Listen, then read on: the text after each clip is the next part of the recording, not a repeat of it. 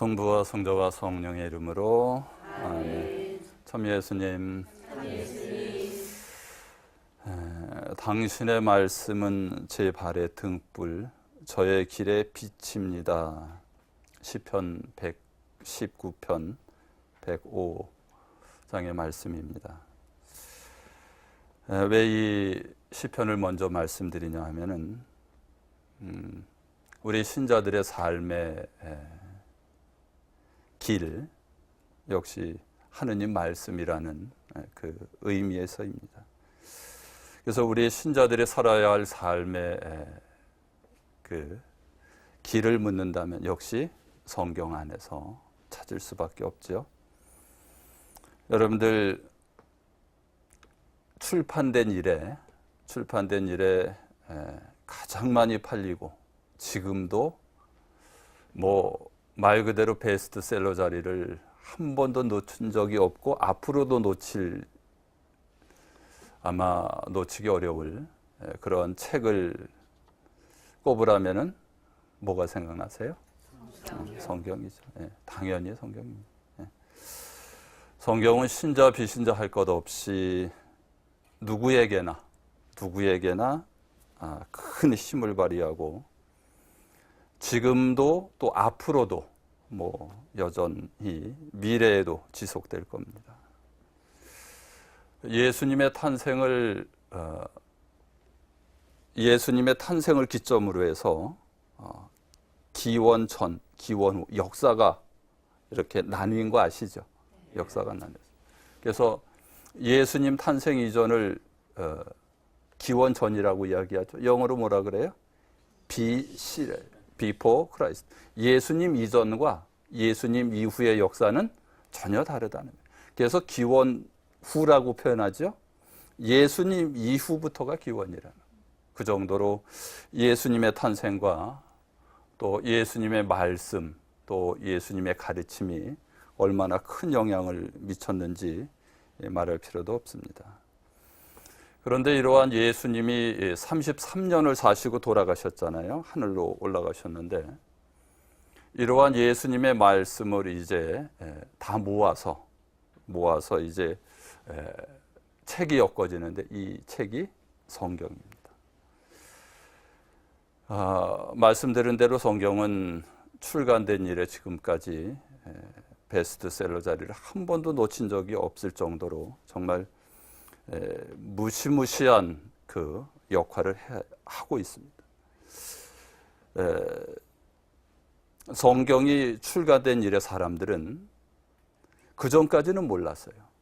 죽은 후에 어떤 일이 벌어질지, 하느님을 알기 전까지, 예수님이 오시기 전까지는 죽은 후에 어떤 일이 벌어질지, 여러분들 아무도 죽어보신 분들 안 계시죠, 그죠? 없단 말이에요. 죽은 후에 어떤 일이 우리에게 일어날지를 가르쳐주는 책이 있습니까? 없습니다. 책도 없고 또 그것을 우리에게 가르쳐줄 스승도 없습니다. 그런데 우리는 예수님을 통해서 우리가 죽은 후에 어떠한 삶을 살게 되는지, 또 영생이라는 또 다른 우리가 알지 못하는 하느님 나라의 삶을 알게 되고, 성경을 통해서 뿐만 아니라 우리가 이 세상을 또 인생을 어떻게 살아야 될지를 성경을 통해서 배웁니다. 그리고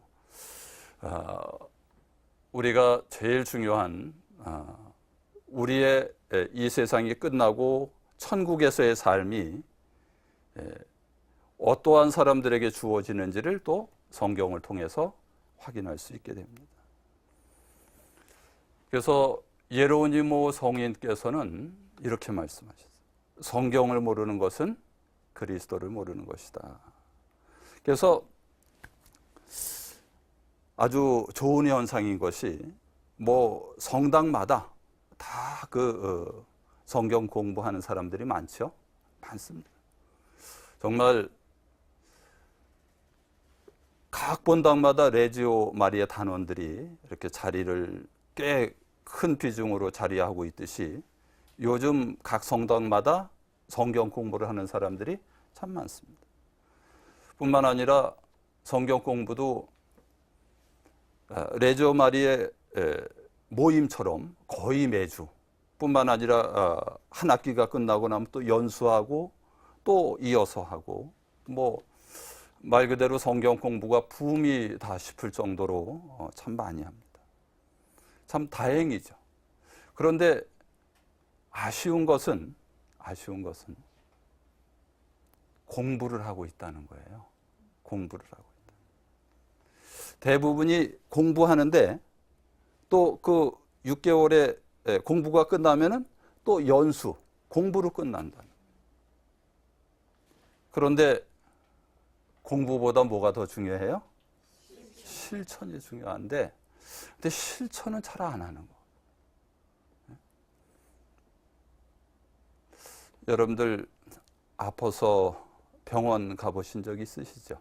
네, 병원 가면 누구를 만납니까? 의사 선생님 만나서 의사 선생님이 이제 환자의 이야기를 듣고 또 진찰을 하고 처방을 하죠. 처방전 다 받아본 경험 있으시죠? 네, 처방전을 다. 그럼 어떻게 합니까? 처방전 받은 다음에는 약국에 가서 약을 사고 그래서 복용할 뿐만 아니라 그 이후에는 또 의사 선생님이 하라 또 하지 말라는 것을 따르죠. 네, 중요합니다. 그래도 시간이 걸려야 그 병에서 회복이 될 수 있죠. 그런데 성경 공부는 마치 이런 것 같아. 처방전 아시죠? 처방전이 중요합니까? 안 합니까? 아니, 그것도 중요해요. 왜냐하면 처방전 잘못 받으면 또 엉뚱한 약을 먹을 수도 있습니다. 그런데 처방전보다 더 중요한 게 뭐예요? 약을 복용하고 또 의사 선생님의 말씀에 따르는 건데, 근데 이 부분이 약해. 성경 공부하는 사람. 마치 처방전이 있죠? 처방전 어떻게 해야 된다고 써 있어. 막 처방전만 외우고 앉았는 거야. 마치 성경 공부하는 사람이 예수님께서 어떻게 살아라 하고 말씀을 하신 것을 성경에 기록해 놨죠. 성경만 외우고 있어. 더 중요한 게 뭐라 그랬어요? 약을 먹고 그거에 따른 행동을 해야 되는데 이 행동이 없는 거야. 그러니까 우리의 성경 공부라는 것이 대부분 처방전 외우고 처방전 공부하는 데 머물고 있지 않나 하는 생각이 든다는 거예요. 처방전보다 더 중요한 게 뭐라 그랬어요? 약을 복용하고 또 실천하는 건데, 대부분의 그 성경 공부라고 하는 모습을 보면은 여기에 그치지 않나 싶어요. 근데 그보다 더 중요한 게 뭐예요? 실천하는 거예요. 처방전 외우고 있어서 천국에 들어가요? 성경 외운다고 하늘나라에 들어가요? 어떤 사람이 하늘나라에 들어가요? 실천하는. 그래서 실은 성경 공부보다도 성경을 안다면 그거보다도 훨씬 더 중요한 것이 실천하는 거예요. 실천 부분에 있어서 약합니다. 그런데 실천해야, 하느님 말씀을 실천해야 사람이 변하고 또 역사가 변합니다. 우리가 가지고 있는 하느님께서 우리에게 주신 성경은 구약 성경과 신약 성경이 있죠. 이것은요, 하느님을 만나고 또 하느님을 체험했던 사람들이, 하느님 말씀을 살았던 사람들의 체험담입니다. 체험. 내가 이렇게 살았다. 내가 하느님을 이렇게 만났다. 그래서 여러분들도 이렇게 가시면은 하느님을 만날 수 있고 하느님께 축복받을 수 있다. 성경은요, 이론서가 아닙니다. 체험담이야. 체험했던, 실천했던 모든 것들을 모아놓은 것이 성경입니다. 그래서 성경은 하느님을 체험한 사람들이 아주 생생한 고백이고 증언이고 또 하느님 현존의 표지란 말이죠. 그래서 실천이 없는 공부만은 그렇게 큰 의미가 있지는 않다는 거예요. 물론 실천하는 것도 중요하지만, 공부하는 것도 중요하지만 실천하는 게 훨씬 더 중요하다는 거예요. 그런데 성경을 실천하기에는 참 너무 두껍지요, 실은. 여러분들 성경이 제가 성경이 몇 권으로 돼 있어요? 참 여러분들 똑똑하시네. 이게 어떻게 73권이에요? 몇 권이에요? 한 권. 예비 신자들은 틈으로 성경이 몇 권이에요? 한 권이요. 한 권이지. 근데 어떻게 돼서 73권이 됐어요? 옛날에 이렇게 인쇄술이 없고 종이가 없을 때 양피지나 두루마기에 이렇게 양피지 두루마기에 둘둘둘둘 써서 말아놨죠. 그래서 구약 성경은 46권의 두루마기, 신약 성경은 27권의 두루마기. 그래서 옛날에는 성경이 몇 권이냐 그러면은 73권입니다. 이렇게 대답하는 게 눈이 이상하지. 이게 어찌 73권? 성경은 한 권이 실은 구약 성경. 여러분도 여기 성경 그래 성경. 그리고 몇 권이에요? 한 권. 예. 그런데 이제 공부하다 보면 자꾸 공부하다 보면 73권이라는 말이 이렇게 배서 이렇게 말씀. 그런데 참 이게 한 권인데 너무 두꺼워요. 너무 두껍고 정말 이 성경 말씀을 이렇게 알아듣고 또 삶에서 살기가 그리 쉽지가 않습니다. 그렇다고 또 이 성경 말씀, 그럼 신약만 읽을까? 또 이것도 또 안 돼. 왜냐하면 구약을 잘 알아야, 구약의 하느님 말씀을 잘 알아야 신약도 좀 더 깊이 있게 이해되기 때문에 그렇습니다. 그래서 제가 오늘은 이 두꺼운 한 권의 성경을 여러분들께 쉽게 이해할 수 있는, 그래서 구약 성경이 전체적으로 우리에게 말씀하고 있는 내용이 뭔지, 또 신약 성경이 전체적으로 우리에게 제시하고 또 증언하는 내용이 뭔지를 우선 간단하게 설명을 드리려고 합니다. 신약 성경의 주제는 뭐예요? 마태오복음부터 요한복음까지 27권이죠. 우선 신약 성경의 주제가 뭐라고요? 십자가에 못 박혀 돌아가시고 부활하신 예수님이 우리의 구원자이시다. 마태복음부터 요한복음까지는 여러 가지 상황에서 아주 공통적으로 이야기하고 십자가에 못 박혀 돌아가시고 부활하신 예수님은 우리의 구원자. 이것을 이야기해요. 이해가 되시죠? 네. 구약 성경의 주제는 뭐냐? 구약 성경의 주제는 이겁니다. 노예살이를 하던 우리를 해방시켜 주신 하느님, 그분이 우리의 하느님이시다. 그분과 시나이 산에서 계약을 맺어서 우리는 그분의 백성이 됐고 그분은 우리의 하느님이 되셨다. 이겁니다. 그래서 신약 성경에 있어서 십자가 사건과 부활 사건이 아주 큰 사건이죠. 그죠? 핵심적. 구약 성경에 있어서 가장 큰 사건은 뭐예요? 이집트 탈출과 시나이 산에서의 계약. 계약. 그래서 그 전까지 신부님 그 구약 성경이 그렇게 뭐 내용도 많은데 그게 주제입니까? 가장 큰 주제는 그거예요. 그 전까지는요. 이스라엘 백성들은 노예살이에서 해방과 시나이 산에서의 계약을 맺기 전까지는 하느님이 어떤 분인지 잘 몰랐어요. 그래서 어떻게 이야기하냐면 그 전에는 아브라함의 하느님, 이삭의 하느님, 야곱의 하느님, 우리 조상들이 믿던 하느님 이렇게 얘기를 했어요. 그런데 노예살이에서 해방, 또 시나이 산에서의 계약을 맺은 이후에는 뭐라고 고백해요? 노예살이에서 우리를 해방시켜 주신 분이 우리 하느님. 그래서 그 다음부터는 구약 성경에 보면 아브라함의 하느님, 이삭의 하느님, 야곱의 하느님이라는 이 단어가 없어집니다. 그러면서 또 어떻게 이야기하냐면 그래서 그분이 우리 하느님이신데 그분이 세상과 인간을 창조하신 창조주 하느님이시다. 이것을 또 우리에게 가르치고 있는 성경이 창세기. 그러면 인간은 왜 이렇게 그 슬프게도 생로병사의 고통을 겪으면서 살아야만 하느냐? 왜 이렇게 힘드냐? 이게 하느님이 우리를 이렇게 만드셨느냐? 이거에 대해서 성경은 뭐라고 우리에게 가르치시는 거예요? 아니다.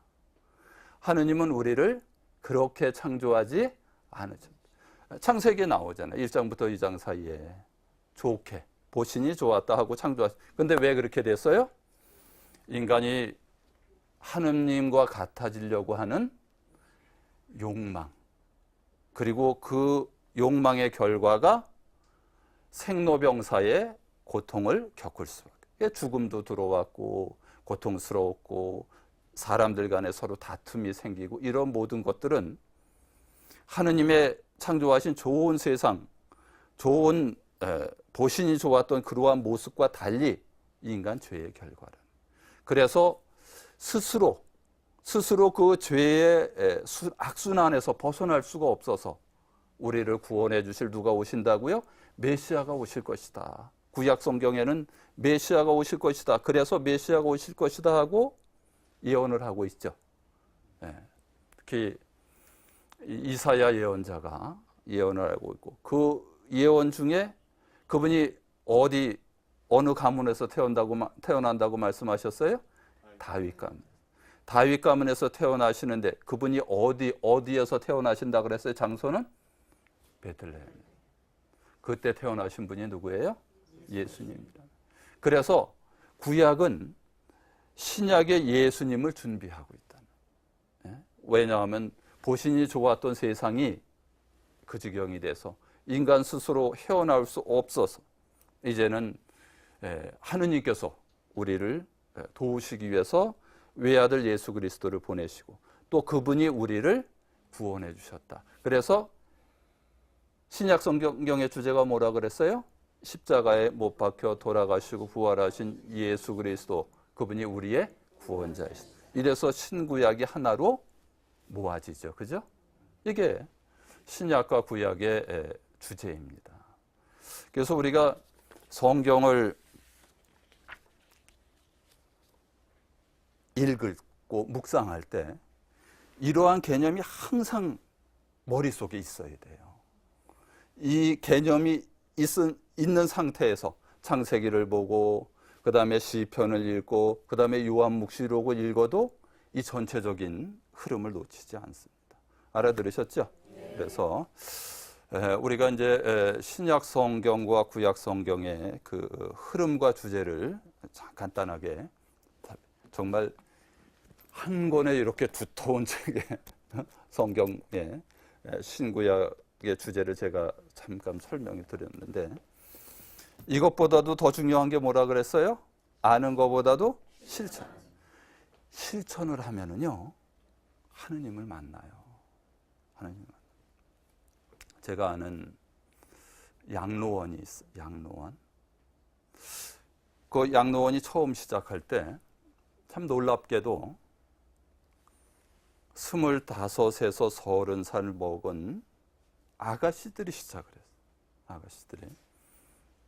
아가씨들이 시작을 했는데 오갈 데 없는 할머니들을 모셔서 병원에 모시고 가고 아프시면은 그 다음에 의식주를 도와드리고 그리고 돌아가시면 장례를 치르는 그러한 일을. 그것도 전셋집을 얻어서 시작을 했어요. 그런데 그 초기에 이제 제가 양로원을 알게 돼서 이제 방문을 하게 됐는데 깜짝 놀라는 거는 그 나이에 25에서 30살 먹은 처녀들이 너무너무 서로들 기쁘게 지내는 거예요. 근데 여러분들 생각해 보세요. 여러분들 25하고 30살 나이에 뭐라고 지내셨어요? 하루에도 거울아 수도 없이 보면서 예뻐지고 싶어 했었고 좋은 옷 입고 또 맛있는 음식 먹고 또 아주 좋은 남자친구를 뭐 고대 이런 마음을 갖고 사는 게 일반적인 모습이죠. 근데 이 사람들은 그렇지가 않은 거예요. 뿐만 아니라 더 중요한 거는 자식도 모시지 않는, 자식도 싫다고 외면했었던 그러한 노인들을 모시는 거예요. 그게 가능하겠어요? 인간 본성상 가능하지가 않다는 거예요. 근데 어떻게 그러면 그 사람들은 그렇게 살 수 있었을까? 어떻게 성경에서 만난 예수님 때문에. 예수님을 알기 때문에 그러한 인간적인 모든 것들을 넘어서서 뿐만 아니라 예수님 말씀을 실천하면서 예수님 말씀하셨잖아요. 내가 세상 끝날까지 너희와 함께. 실제로 그 젊은 아가씨들의 모습 속에서 그 행동하고 또 할머니들 대하고 또 그 모습 속에서 정말 하느님의 현존을 함께 공감할 수 있는 그러한. 그래서 실천을 하면은 예수님 말씀을 실천을 하면은 예수님의 현존을 함께 체험한다. 여러분들 한번 생각해 보십시오. 제가 신부가 됐죠. 올해 신부된 지 25년이 됐고, 뿐만 아니라 신학교 때부터 공부한 시간을 따지면 35년이 되더라고요. 제가 어떻게 신부 됐겠어요? 신자들이 가끔 물어요. 신부님 왜 신부 되려고 그런 마음을 먹게 됐냐고. 어떻게 신부 되려고 마음을 먹었겠어요? 물론 책을 천국의 열쇠라는 책과 또 여러 비슷한 유의 책들이 저한테 영향을 미쳤는데, 천국의 열쇠뿐만 아니라 여러 책들은 무엇을 부연 설명하고 있는 거예요? 성경 말씀을 부연 설명하고 있는 거예요. 교회의 가르침, 그 다 무엇을 설명하고 있는 거예요? 성경 말씀을 근거로 해서 결국 어떻게 해서 신부됐냐 하고 묻는다면 성경 안에서 만난 예수님 때문이라는 거예요. 그리고 그 만난 예수님을 이론적으로 알 뿐만 아니라 그분의 삶을 살려고 이렇게 살다 보니까 벌써 출발해서 지금까지 35년이 훌쩍 넘어간 겁니다.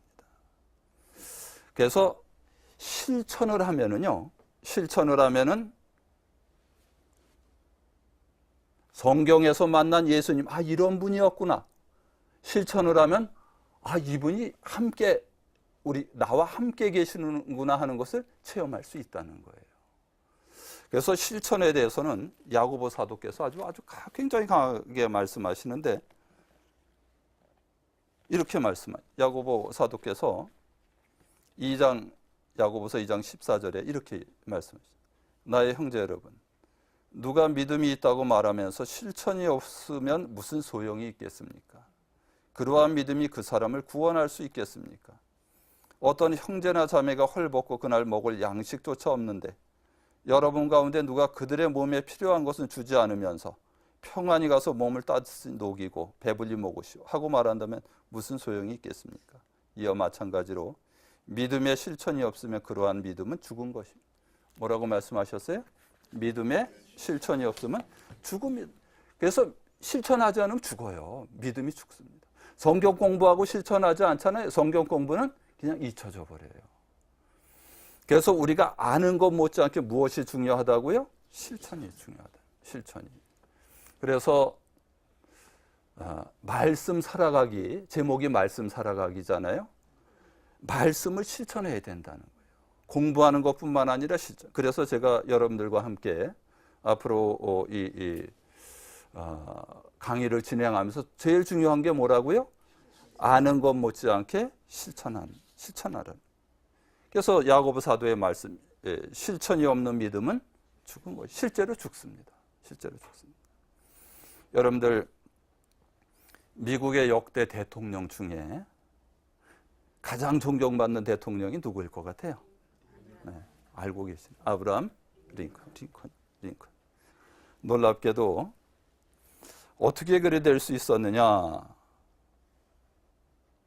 링컨이 이렇게 말씀하셨어요. 제가 링컨이 하신 말씀을 여러분들께 드립니다.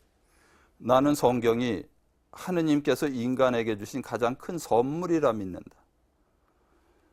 나는 하느님의 선물인 성경의 보화를 캐기 위해 날마다 성경을 묵상한다. 이 성경 속에는 예수 그리스도의 값진 보화들이 다 들어있기 때문이다. 네? 네. 링컨이 그렇게 존경받는 대통령으로 남을 수 있었던 가장 큰 이유가 뭐라고요? 성경 말씀인데 더 중요한 게 있어요. 가장 큰 선물이라 믿는다. 나는 하느님의 선물인 성경의 보화를 캐기 위해서 날마다 성경을 묵상한다. 여기 부분이에요. 묵상할 뿐만 아니라 실천한다. 네. 이 성경 속에는 예수 그리스도의 값진 보화들이 다 들어있기 때문이다. 아니 그런데 또 중요한 게 있어요. 아니 링컨은 그러면은 어떻게 성경을 그렇게 접하게 됐는가? 어떠한 계기로? 그렇잖아요. 정말 말 그대로 2학년 1학기만 다녔어. 초등학교 2학년 1학기. 그러니까는 1년 반밖에 못 다니셨잖아요. 그런데 어떻게 그 나이에 성경을 알 수 있었겠어요? 그죠? 여러분들 초등학교 2학년 때 성경 알았어요? 알았던 분 손 들어봐. 그런데 링컨이 9살 때 어머니가 돌아가셔요. 그리고 두 번째 어머니가 나중에 들어오시는데 첫째 어머니가 돌아가시면서 마지막으로 링컨한테 유언을 했어. 뭐라고 유언했냐면 그 유언도 제가 들려드릴게요. 내 아들아, 이 성경은 나의 부모께 받은 책이다. 내가 여러 번 읽어 낡았지만 우리 집의 값진 보배다. 내가 너에게 100에이커, 12만 평 정도라 그래요. 100에이커의 땅을 물려주는 것보다 이 한 권의 성경을 물려주는 것을 진심으로 기쁘게 생각한다. 너는 성경을 읽고 성경 말씀대로 사는 사람이 되어다오. 하느님을 사랑하고 이웃을 사랑하는 사람이 되어다오. 이것이 나의 마지막 부탁이다. 누가 유언을 남겼다고요? 어머니께서. 어머니의 유언이 링컨의 미래를 만든 거예요. 저는 이 아브라함 링컨의 전기를 이렇게 쭉 읽으면서 참 어떻게 그렇게 어려운 무지무지하게 가난했어요. 무지무지하게 가난했고 뿐만 아니라 배움도 짧고 그럼에도 어떻게 그렇게 존경받는 사람으로서 힘들 때마다 일어서고 또 일어서고 할 수 있었느냐? 성경 말씀 안에서 찾았던 거예요. 어머니가 지혜로운 어머니께서 아들에게 성경을 유산으로 물려주셨고 그리고 그 어머님의 유언을 귀담아 들었던 링컨은 어렸을 때부터 하느님 말씀 안에서 자랐다. 하느님 말씀 안에서 자랐다는 거예요. 그리고 실천. 링컨은요. 어렸을 때부터 11조를 실천했어요. 어머니가 가르쳐줬지. 네? 그래서 11조를 가르친다는 것은 실은 아이에게 있어서 아주 또 어머니 못지않게 또 귀한 것이 또 먹고 싶은 거 또 사고 싶은 거 많은데 많지도 않은 돈에서 11조를 내란다는 건 큰 거거든요. 실천했다는 거예요. 실천했다. 그러한 실천이 링컨을 만들게 했고 그리고 결국 성경이 링컨을 만들었다 해도 그럼 성경이 만들었다는 건 뭐예요? 하느님의 말씀의 실천이 그 사람을 만들었다는 거예요. 그래서 정말 말씀의 실천이 얼마나 중요한지 여러분들 함께 공감하실 수 있으셨죠? 그래서 우리가 성경을 읽는 것 못지않게 뭐가 더 중요하다고요? 실천하면은 성경 안에서 만난 하느님을 우리가 만나고 체험할 수 있습니다. 그래서 여러분들 집에 돌아가셔서 정말 말씀을 읽고 묵상할 뿐만 아니라 실천하는 그러한 그래서 정말 성경 안에서 만난 하느님을 삶에서 체험할 수 있는 계기가 되기를 바랍니다. 마침 기도하겠습니다. 성부와 성자와 성령의 이름으로 아멘. 영광이 성부와 성자와 성령께 주님께서 여러분과 함께 전능하신 천주 성부와 성자와 성령께서는 여기 모인 모든 이에게 강복하소서. 아멘. 성부와 성자와 성령의 이름으로 아멘. 네, 수고들 하셨습니다. 긴장하시느라고.